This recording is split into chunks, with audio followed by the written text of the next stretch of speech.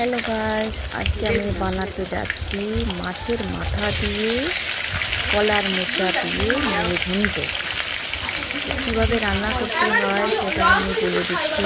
আগে তেল গরম হয়ে যাবে, তেল গরম হওয়ার পরে জিরে, তেজপাতা, লঙ্কা, শুকনো ঝাল দিয়ে ফোড়ন দেবো।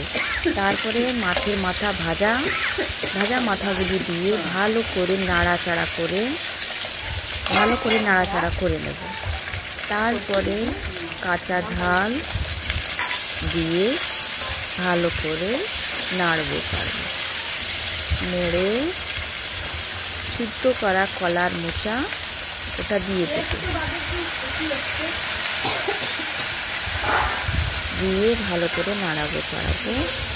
এরপরে নুন হলুদ দেবো। নুন হলুদ দিয়ে ঢেকে দেবো। এমনি তো কলার মোচা সিদ্ধ করার পরে একটু পেকে যায়, তারপরে বেশি আর পাকাতে হয় না।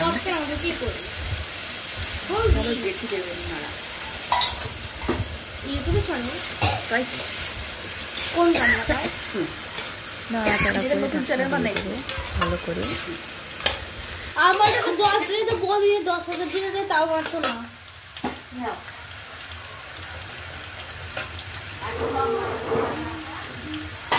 আর কি দিবা দি? ডেকে দিবা না?